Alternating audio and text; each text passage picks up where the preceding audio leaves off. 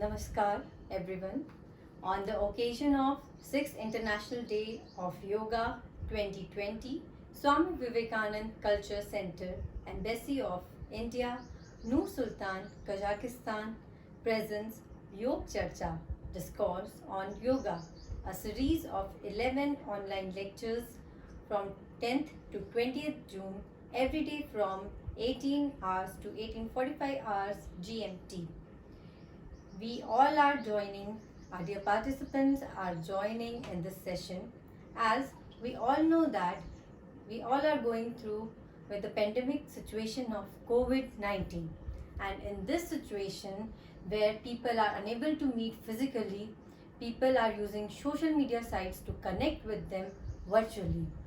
So I'm just waiting for other participants as soon as they will join this session, and we can join this session live on Facebook page of Embassy of India, Nur Sultan, Kazakhstan. And for this session, I would like to express my gratitude to Mr. Prabhat Kumar, Honorable Ambassador of India of Kazakhstan, Dr. Sanjay Garg, Director, Swami Vivekanand Culture Center, for organizing discourse on yoga on the occasion of 6th International Yoga Day. While talking about social media, as I have also done research around 1,000 students that what are the effects of social media in their life. So related to that only, today we'll be discussing our topic on yoga. So once again, very good evening and namaste from India. I, Purva Sharma, presenting on Yoga as a complementary therapy, a curative yogic module developed for compulsive social media users. As we know that for living, food, water, sleep, these things are very necessary, and these are the basic primary needs of Maslow's hierarchy need of theory too. So, and with this advancement and with the advancement of technology in 21st century, social media has also become a basic necessity of the life. Before a decade or so, people were less connected to socialize with limited options to have a get together. But today, people get information on their fingertips. People are well informed about each other's activity, which makes the work to be small. These days, you might have heard about the concept of individualistic society. In our society, these days it is converting from collectivistic society to individualistic society. In collectivistic society, people used to live in joint families. Children are better taken care of, if not by the parents, but they are better taken care of by the other family members. So, social media has connected people with the others than their family and relatives. So, yearning for the lost care and affection, people today are compulsively using social media. People are becoming self-centered. Their lifestyle has fully changed. They are more and more engrossed in social media activities, deeply involved in the virtual world. They don't know what is going on in the physical world. So social media has become an integral, and that to an extent unavoidable part of our lives. And because of this, people are using compulsively social media, and social media, it is the first thing people do in the morning. What people do, they procrastinate their work, they just don't schedule that what they have to do, and they don't prioritize the things, and just looking at the unnecessary things in social media. Mostly time checking notifications all the time in social media. They are constantly monitoring the likes and shares that they receive. When talking about problematic social media use, people have a craving for internet connection. Like when internet connection is not available for some time, so people are like, oh my god, when internet will come, when I'll be available in social media so that I can post many things. So they have that kind of craving. Constantly they are taking selfies and sharing on social media. Again and again, what people used to do, they used to take many selfies, and unnecessarily they used to post it on social media. Other is loss of other activities and responsibilities. They don't recognize that what are their roles and responsibilities towards home, job, work, or school. And if any free time people get, what they used to do, they just go on social media checking their social media sites. If they are getting bored, they also used to go on social media and checking what posts are there, if any likes I have got or not, what reply other person has given or not. So due to all these symptoms of compulsive social media, people are addicted to the virtual world. And because of unhealthy and inappropriate lifestyles, the life which should move in appropriate order has become more now disordered. People are also suffering virtual life disorders, which include internet addiction disorder. When we heard about addiction, we just used to go in that way that addiction means addiction of drugs, cocaine, or anything. But now people are addicted to internet in this 21st century. Internet gaming addiction disorder. People are mostly engrossed in PUBG, Blue Whale, Subway Surfers, and Candy Crush, and many such games. Social media anxiety disorder. People have an anxiety that if they will perform something in social media, then what kind of response people will give. If it will be positive or it will be negative. Facebook addiction disorder. Just going on Facebook, checking the notifications and all these things, the likes and the replies. Eating disorder, like while eating, people are using their smartphones. They are on social media. They are just scrolling the things on social media, and on the other side they are eating also. So these kinds of eating disorders are also there. So now people they suffer from the virtual lifestyle disorders, and due to this people have impact of social media on their mental health.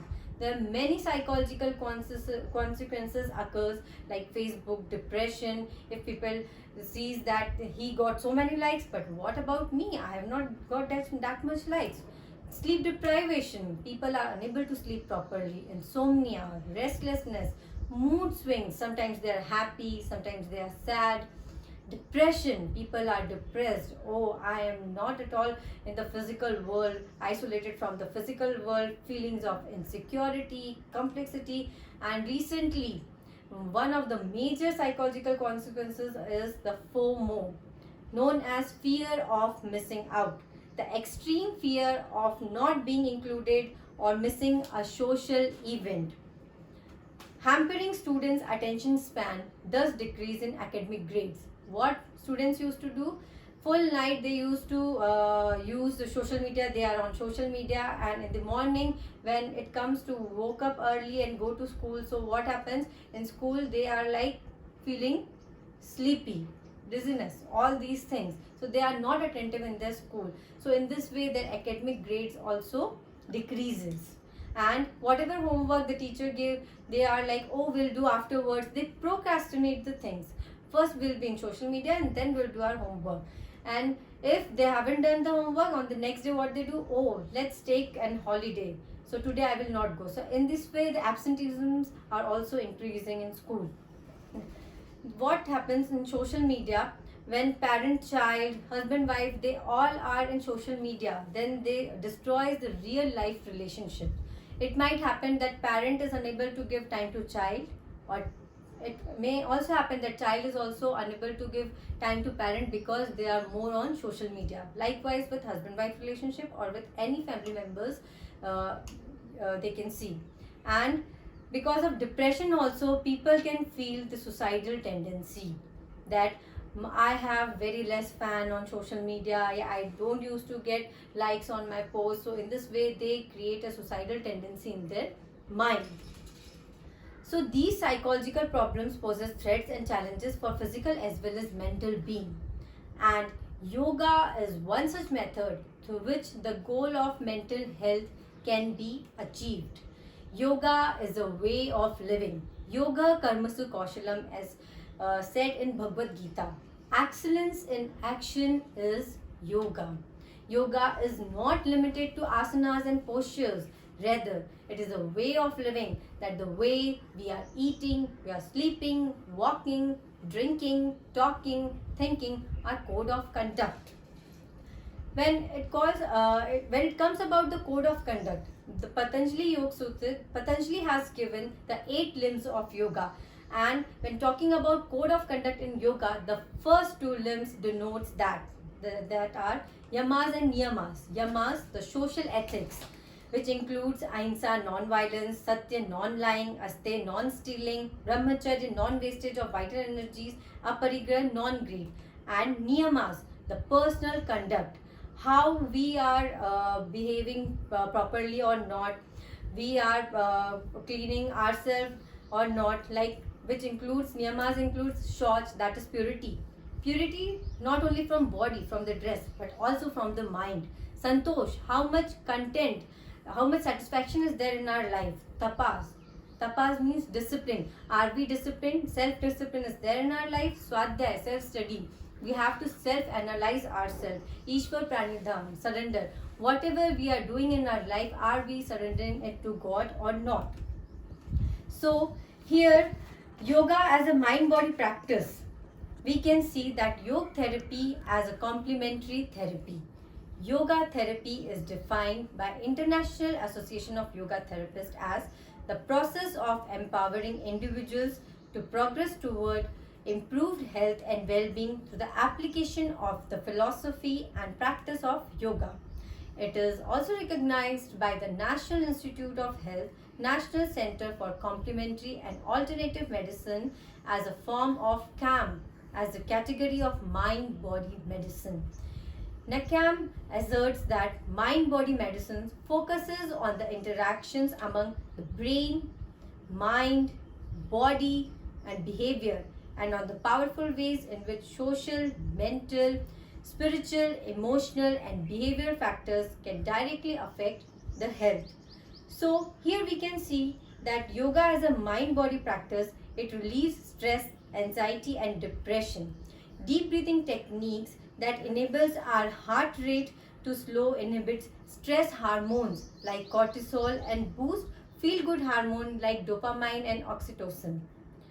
So yoga gives mind boost. It increases the level of gamma aminobutyric acid in our bodies. This important neurotransmitter helps to regulate the nervous system, loading to better balance, mood, and outlook on life. It also improves the emotional well-being. When we practice yoga, the hormone serotonin is released into the bloodstream. Increased level of serotonin in the brain led to improve emotional well-being. Yoga diminishes sleep problems and insomnia. Yoga Nidra practices positively decreases the blood pressure as well as both pulse rate, respiration rate, stress, anger, and fear.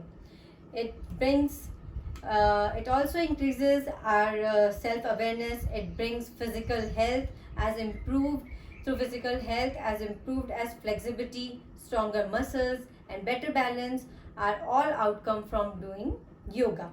It improves in our breathing and our quality of life.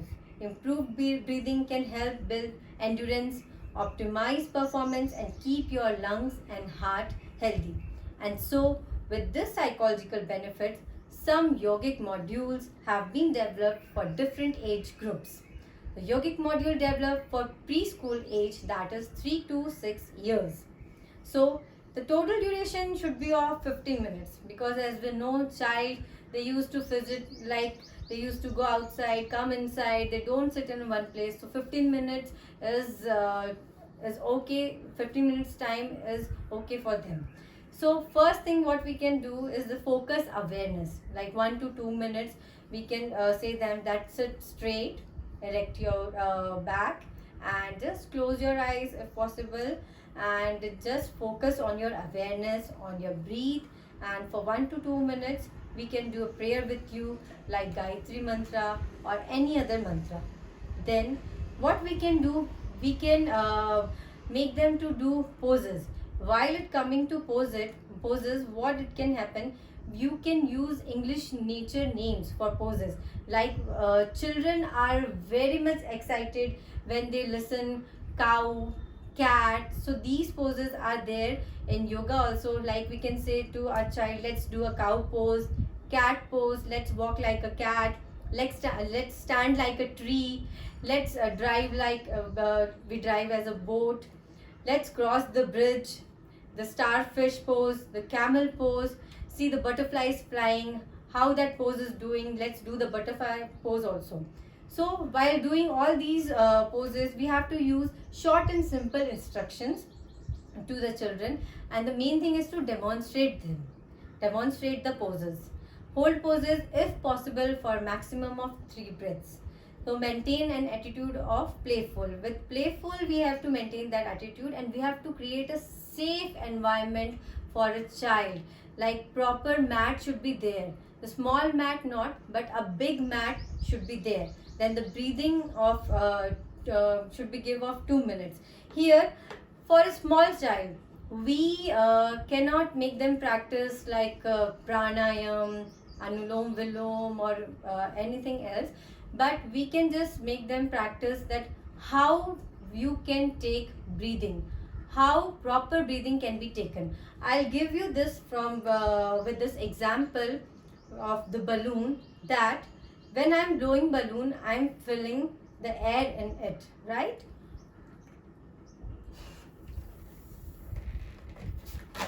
See, the air has gone inside the balloon. Okay, and now what happens, will just instruct the child that when you will inhale, when you will take oxygen from the nature, your stomach should also get filled. It should be seen like a balloon, and when you exhale, your stomach muscles are contract. It means the air has gone outside. So through this example, through balloon example, you can show children that how you can do the breathing exercises, breathing practices. And then next is the guided visualization for 2 minutes. Like this is purposely basically like a kind of meditation, but the children, they usually don't do meditation. So we can acquaint them with the nature, water, river, the moon, the sun, and all these things. So the next module is module for school age, that is of 7 to 12 years. And the total duration of this module can be 30 to 45 minutes, as this age children can very easily can do between 30 to 45 minutes. The focus awareness can be of 3 to 5 minutes. We can say that kindly sit quietly and be focused on your breathing. Bring your mind into one place. The focus awareness.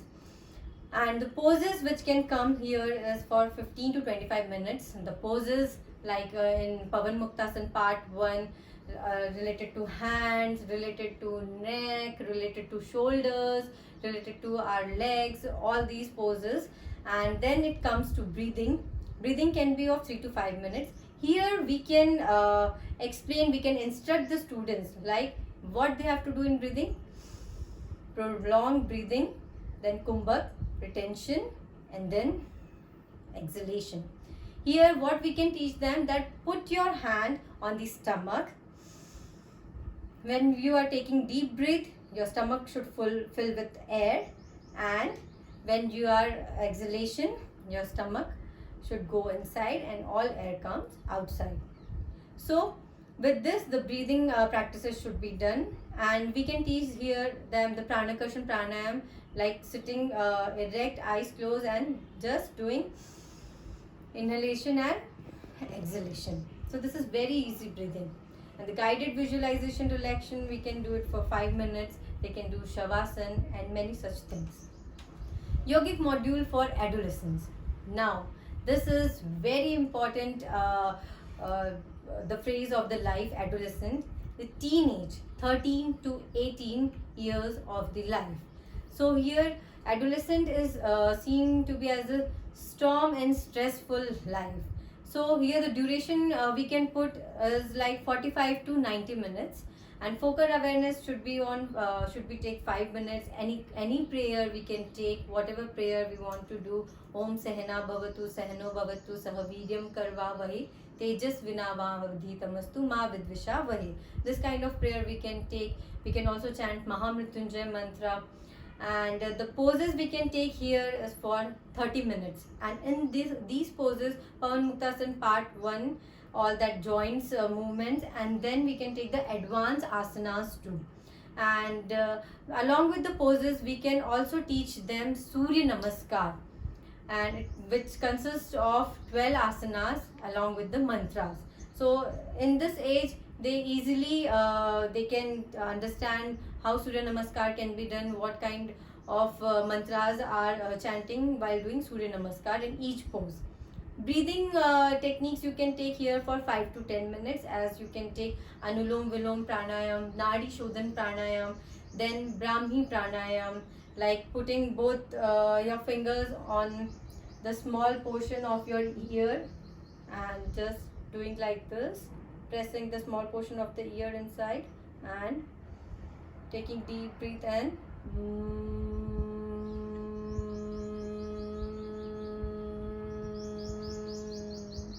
doing practice like this in Brahmi Pranayam. Om chanting can be done 5 to 8 times. And last is the guided relaxation or Shavasana or any Yog Nidra you can also take for adolescents.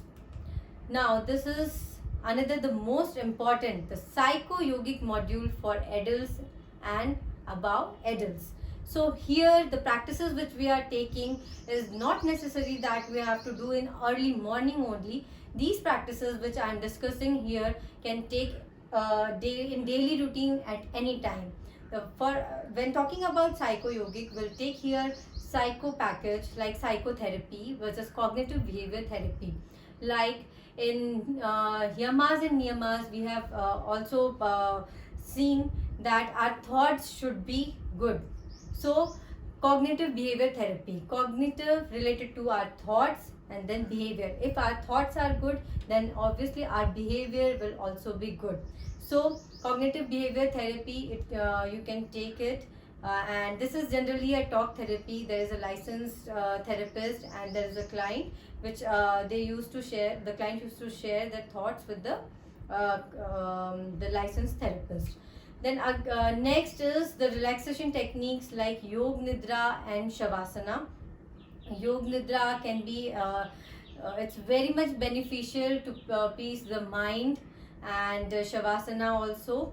Meditation you can take, the people can do because they are the adults and they are of the big age, younger, they are elder also. So what they can do, meditation they can do, but not too long. So what they have to do in meditation, they have to do the meditation of be born again.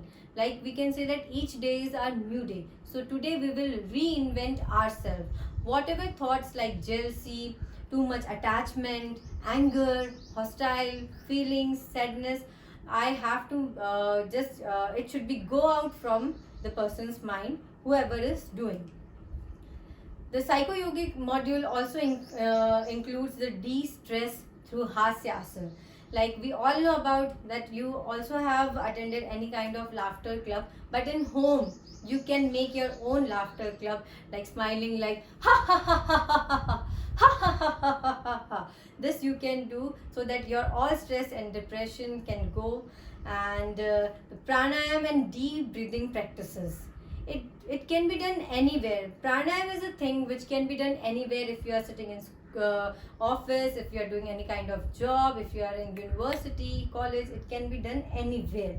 So in what you have to do, that prolonged inhalation, breathing retention, and then exhalation. So relaxation like this you can do. The another module is the Om chanting and chanting of other mantras, like Om chanting you did, Brahmi Pranayam you did. You can do Gayatri mantra, Om Bhur Bhuvaswaha Tat Savitur Varenyam Bhargo Devasya Dhimahi Dhiyo Yo Na Prachodayat. It means that may our God, He always led us to the righteous path. And another module of psycho-yogic is very important, that is mindfulness. This concept has come, and that is the You have to give 100% wherever you are. If you are writing, then give your 100% to writing. You should focus on that proper work. If you are eating, then you have to focus on your eating, that what food you are eating, what kind of texture it is, how many times you have chewing it, what kind of diet you are taking.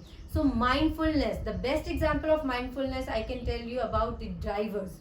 Like if you have, and anytime you have drove the car, so you will be knowing that I have to give my 100% there only while driving the car. So this is the perfect example you can see. Then coming the another psycho-yogic module, auto suggestion. If nobody is beside us, around us, then we should practice the module of auto suggestion. Start giving suggestions to yourself. No, this is not right. No, this is wrong. What I have to do in my life, what I should not do. How much time I have to give in social media, and how much time I have to take out for myself from the social media. Another is Swadhyay, Swadhan Adhyay, that is self-study, self-analysis of ourselves. Swadhyay we can do by reading good books also, and from that good books we can extract the points that what we can imbibe in our personality. This is the most important digital detox. That is a strategy that simply allow you to reduce the amount of time spent online social media. The simple steps are like turning off sound notification and only allowing yourself to check your smartphone every 30 minutes or once an hour. Yeah, you can divide the slots also. Like while eating, I will not use my smartphone. While sleeping, I will not keep my smartphone in my room. I'll keep it outside my room, some other place. And while doing any work, I will not see smartphone. I will not check any kind of notifications. I'll put it in somewhere else. Leaving your smartphone in your separate room while sleeping, during night, and when you wake up. So, and one of the main thing that you can also do, that you can download the digital well-being app. This app mainly focuses that how many times you have unlocked the social media, how many hours you have used Facebook, Instagram, and other social media sites. There is also an option of focus mode, that avoid distractions from your phone and focus on your time and work on me time. And there's also an option of wind down, that while sleeping you can do wind down also. So at conclusion, I would like to say that as oxygen is necessary for living, so as yoga as a complementary therapy is also very important for our physical health as well as for mental well-being. The tools of yoga and mindfulness offer proven methods of managing physical, mental, and emotional stress. Bringing these practices with regularity and continuity can make lives happier, healthier, increase capacity to manage their emotions, regulate their own behaviors, and achieve personal and academic success. So this was all I just want to tell you about yoga as a module for the compulsive social media users. And thank you so much. And if there is any query, please find free to ask the queries. And if you want to ask any kind of query, you can also pin me on purva.sharma@dspv.ac.in. So just waiting for the queries. And here I can see one question that is coming from Ms. Asim Umarzakova Postane, and the question is, how do yoga help quit social media addiction? Yes, here the modules which I have told you, these modules will definitely help you or any person or your children, that easily how you can shift your from social media, that how you can quit social media addiction through yoga. So from these modules you can check what modules you can apply in your life. The another question which is coming from Miss Gulsina Atirao, sorry if I am mispronouncing the names. How I can positively use social media for study with concentrated. So in social media, we have many other educational sites that you can use. Like we have, if you are a researcher, you can go on ResearchGate. You can go on academia.edu, where you can see if the child is there, then the child can use Byju's apps related to their studies and all these things. So there are many such social media sites which will be useful for study also. Another question by Miss Jumagul Almeti. My mind says that I cannot live for a minute without a smartphone. How can yoga help me? Definitely, yoga can help you. And what you can do, you can also do digital detox that I have explained here in this module. Small slots just you make. Start making that slots, that while eating, while studying, I'll not use, while working anything, while when I'm with my children, with my family time, I will not use social media at that time. So small slots you can make, so that you can also help you, like breathing practices you can do, and so that mindfulness practice you can also do. Miss Aida Ati Rao is questioning that how yoga can make social media positive. How can this work an identity crisis? Yes, it happens sometimes for the people that when they are social media, the identity crisis also happens. But through yoga, you can calm your mind, you can calm your body, and what you have to do, you should not see others, that how much they are into social media, but you have to see yourself, and that you can see through Swadhyay that I have explained you about the self-study and self-analysis. And the last question here came is Miss Dinara Noor Sultan. She's saying, I'm very possessive towards social media and this is now causing stress and depression for me. What is the role of yoga in such situation? So the yoga can help you, like meditation you can do, reinventing yourself, the meditation of reinventing yourself. You have to start doing auto suggestion. You have to give suggestion to yourself that I should not get possessive very much while I am in social media. If it is causing stress and depression to you, then you can also take help of psychotherapies, cognitive behavior therapies, the relaxation techniques you can do. And if there is more anything you can do in home, is that you can do the de-stress that I have told you about, the hasya asana. Just laughing, being with your family members and laughing with them. And the last thing which I can tell you, that one activity that you can do, if you can do in your home, is very easy. If you are thinking that I'm very much possessed with the feeling of social media and all that, stress and depression is there, frustration is there, I cannot handle this. So what you can do, you just do your hands like this, take your hand like this, and from down, from your leg to the full body, and you can say that the internet addiction is fully going outside my body. And what you have to say, internet addiction out, like this you have to do. So it may, you can feel relaxed after doing it 3 to 4 times. And so this was all about my session about yoga as a complementary therapy, a curative yogic module. Hope it will be help you in the compulsive social media use. Thank you so much. Pranam.